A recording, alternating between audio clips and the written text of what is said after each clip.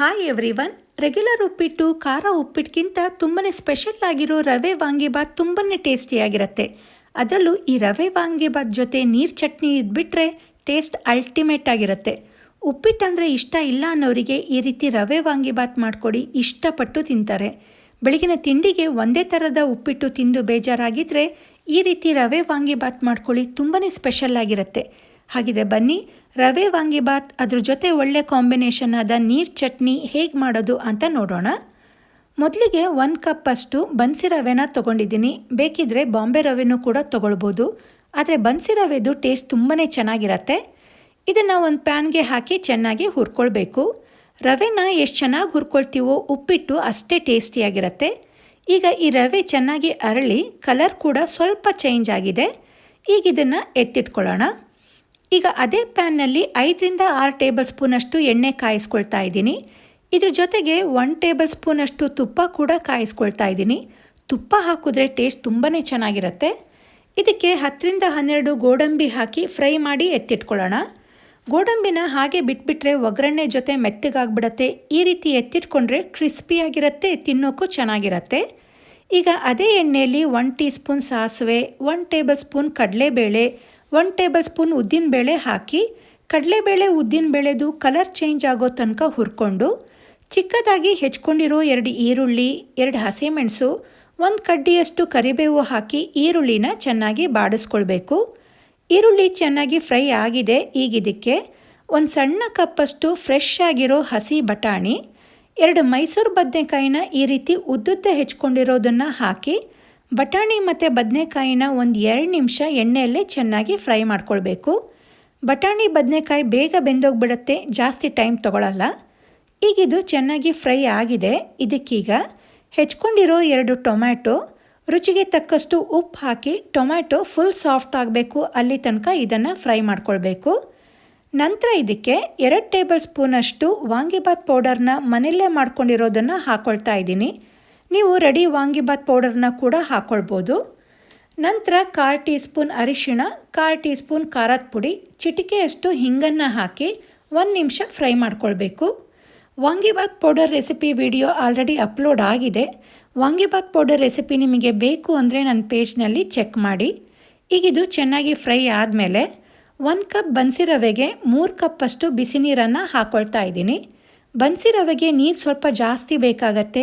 ಇದನ್ನು ಚೆನ್ನಾಗಿ ಮಿಕ್ಸ್ ಮಾಡಿ ನೀರು ಚೆನ್ನಾಗಿ ಕುದಿಲಿಕ್ಕೆ ಸ್ಟಾರ್ಟ್ ಆದಮೇಲೆ 1 ಸಣ್ಣ ಕಪ್ಪಷ್ಟು ತುರಿದಿರೋ ಫ್ರೆಶ್ ಕಾಯಿ ಹಾಕಿ ಒಂದ್ಸಲಿ ಚೆನ್ನಾಗಿ ಎಲ್ಲದನ್ನು ಮಿಕ್ಸ್ ಮಾಡಿಕೊಂಡು ಹುರಿದಿರೋ ರವೆನ ಸ್ವಲ್ಪ ಸ್ವಲ್ಪ ಹಾಕ್ಕೊಳ್ತಾ ಚೆನ್ನಾಗಿ ಮಿಕ್ಸ್ ಮಾಡ್ಕೊಳ್ತಾ ಬರಬೇಕು. ಈ ರೀತಿ ಮಾಡೋದ್ರಿಂದ ಗಂಟಾಗಲ್ಲ ಮತ್ತು ರವೆನೂ ಕೂಡ ಚೆನ್ನಾಗಿ ಹುರ್ಕೊಂಡಿರೋದ್ರಿಂದ ಗಂಟಾಗಲ್ಲ. ಈಗಿದು ಚೆನ್ನಾಗಿ ಮಿಕ್ಸ್ ಆಗಿದೆ. 1-2 ನಿಮಿಷ ಸಿಮ್ನಲ್ಲಿ ಲಿಡ್ ಕ್ಲೋಸ್ ಮಾಡಿ ರವೆನ ಅರಳಲಿಕ್ಕೆ ಬಿಡಬೇಕು. 1-2 ನಿಮಿಷ ಆಗಿದೆ. ರವೆ ಚೆನ್ನಾಗಿ ಅರಳಿದೆ, ತುಂಬಾ ಸಾಫ್ಟಾಗಿ ಮತ್ತು ಉದ್ರುದ್ರಾಗೂ ಕೂಡ ಬಂದಿದೆ. ಕೊನೆಯದಾಗಿ ಇದಕ್ಕೆ ಅರ್ಧ ನಿಂಬೆ ರಸ, ಹೆಚ್ಕೊಂಡಿರೋ ಕೊತ್ತಂಬರಿ ಸೊಪ್ಪು, ಫ್ರೈ ಮಾಡಿ ಎತ್ತಿಟ್ಕೊಂಡ ಗೋಡಂಬಿ ಮತ್ತು ಮೇಲ್ಗಡೆ 1 ಟೇಬಲ್ ಸ್ಪೂನಷ್ಟು ತುಪ್ಪ ಹಾಕ್ಕೊಂಡು ಮಿಕ್ಸ್ ಮಾಡಿದ್ರೆ ತುಪ್ಪ ಮತ್ತು ವಾಂಗಿಬಾತ್ ಪೌಡರ್ದು ಒಳ್ಳೆ ಘಮ, ಖಾರವಾದಂಥ ತುಂಬಾ ಸಾಫ್ಟಾಗಿ ಹಾಗೆ ಉದ್ರುದ್ರಾದಂಥ ತುಂಬಾ ರುಚಿಯಾದ ರವೆ ವಾಂಗಿಬಾತ್ ರೆಡಿ ಆಗುತ್ತೆ. ಈಗ ಇದಕ್ಕೆ ಒಳ್ಳೆ ಕಾಂಬಿನೇಷನ್ ಆದ ನೀರು ಚಟ್ನಿ ಮಾಡ್ಕೊಳ್ಳೋಣ. ಚಟ್ನಿ ಮಾಡ್ಕೊಳ್ಳೋಕ್ಕೆ ಒಂದು ಪ್ಯಾನ್ನಲ್ಲಿ 1 ಟೇಬಲ್ ಸ್ಪೂನ್ ಶೇಂಗಾ ಬೀಜ, 2 ಟೀ ಸ್ಪೂನ್ ಹುರಿಗಡಲೆ ಹಾಕಿ ಲೈಟಾಗಿ ಹುರ್ಕೊಳ್ಳೋಣ. ತುಂಬ ಏನು ಹುರ್ಕೊಳ್ಳೋದೇನು ಬೇಡ. ಇದನ್ನು ಹುರ್ಕೊಂಡಾದಮೇಲೆ ಆರಲಿಕ್ಕೆ ಬಿಟ್ಟು ಒಂದು ಮಿಕ್ಸಿ ಜಾರ್ನಲ್ಲಿ 2 ಟೇಬಲ್ ಸ್ಪೂನಷ್ಟು ಕಾಯಿ, ಶೇಂಗಾ ಹುರುಗಡಲೆ ಹಾಕೊಳ್ಳೋದ್ರಿಂದ ನೀರು ಚಟ್ನಿಗೆ ಕಾಯಿ ಜಾಸ್ತಿ ಬೇಕಾಗಲ್ಲ. ನಂತರ ಅರ್ಧ ಟೀ ಸ್ಪೂನಷ್ಟು ಬೆಳ್ಳುಳ್ಳಿ, ಅರ್ಧ ಇಂಚ್ ಶುಂಠಿ, ಸ್ವಲ್ಪ ಹುಣಸೆ ಹಣ್ಣು, ಹುರಿದಿಟ್ಕೊಂಡ ಶೇಂಗಾ ಮತ್ತು ಹುರಿಗಡಲೆ, ಖಾರಕ್ಕೆ 3 ಹಸಿಮೆಣಸು, ರುಚಿಗೆ ತಕ್ಕಷ್ಟು ಉಪ್ಪು, ಗ್ರೈಂಡ್ ಮಾಡೋಕ್ಕೆ ಎಷ್ಟು ಬೇಕೋ ಅಷ್ಟು ನೀರು ಹಾಕಿ ಮೊದಲಿಗೆ ಇದನ್ನಷ್ಟೇ ಗ್ರೈಂಡ್ ಮಾಡಿಕೊಂಡು ಲಾಸ್ಟ್ನಲ್ಲಿ ಕರಿಬೇವು ಹಾಕಿ ನೈಸಾಗಿ ಗ್ರೈಂಡ್ ಮಾಡ್ಕೋಬೇಕು. ಹೋಟೆಲ್ಗಳಲ್ಲಿ ನೋಡಿರ್ತೀರ, ಚಟ್ನಿಯಲ್ಲಿ ಕರಿಬೇವುದು ಸಣ್ಣ ಸಣ್ಣ ಪೀಸಸ್ ಕಾಣಿಸ್ತಿರತ್ತೆ. ಈ ರೀತಿ ಗ್ರೈಂಡ್ ಮಾಡ್ಕೊಂಡ್ರೇ ಕರಿಬೇವು ಈ ರೀತಿ ಕಾಣೋದು. ಇದನ್ನು ಒಂದು ಬೌಲ್ಗೆ ಹಾಕಿ ಇದ್ರ ಜೊತೆ ಸ್ವಲ್ಪ ನೀರನ್ನು ಸೇರಿಸಿ ಮಿಕ್ಸ್ ಮಾಡ್ಕೊಳ್ಬೇಕು. ಇದಕ್ಕೆ ಒಗ್ಗರಣೆ ಮಾಡ್ಕೊಳ್ಳೋಕ್ಕೆ ಒಂದು ಪ್ಯಾನ್ನಲ್ಲಿ 2 ಟೀ ಸ್ಪೂನ್ ಎಣ್ಣೆ ಕಾಯಿಸಿ, ಅರ್ಧ ಟೀ ಸ್ಪೂನ್ ಸಾಸಿವೆ, ಅರ್ಧ ಟೀ ಸ್ಪೂನ್ ಉದ್ದಿನಬೇಳೆ ಹಾಕಿ ಫ್ರೈ ಮಾಡಿ, 2 ಒಣಮೆಣಸು, ಸ್ವಲ್ಪ ಕರಿಬೇವು ಹಾಕಿ ಫ್ರೈ ಮಾಡಿ.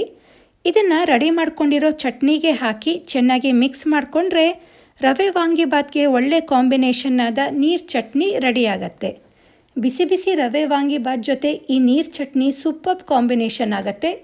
ಇದೇ ರೀತಿ ನೀರು ಚಟ್ನಿ ಇಡ್ಲಿ, ದೋಸೆ, ಯಾವುದೇ ರೈಸ್ ಬಾತ್ಗೂ ತುಂಬಾ ಟೇಸ್ಟಿಯಾಗಿರುತ್ತೆ. ಖಂಡಿತ ನೀವು ಟ್ರೈ ಮಾಡಿ ಟೇಸ್ಟ್ ಹೇಗಿತ್ತು ಅಂತ ಕಮೆಂಟ್ ಮಾಡಿ ತಿಳಿಸಿ. ಈ ರೆಸಿಪಿ ನಿಮಗೆ ಇಷ್ಟ ಆದರೆ ವಿಡಿಯೋಗೆ ಲೈಕ್ ಕೊಡಿ, ಶೇರ್ ಮಾಡಿ. ನನ್ನ ಚಾನಲ್ನ ಇನ್ನೂ ಸಬ್ಸ್ಕ್ರೈಬ್ ಮಾಡ್ಕೊಂಡಿಲ್ಲ ಅಂದರೆ ಸಬ್ಸ್ಕ್ರೈಬ್ ಮಾಡ್ಕೊಳ್ಳಿ. ಇನ್ನೂ ಹೊಸ ರೆಸಿಪಿಗಳಿಗೆ ನನ್ನ ಚಾನಲ್ನ ಫಾಲೋ ಮಾಡೋದನ್ನು ಮರಿಬೇಡಿ. Thank you.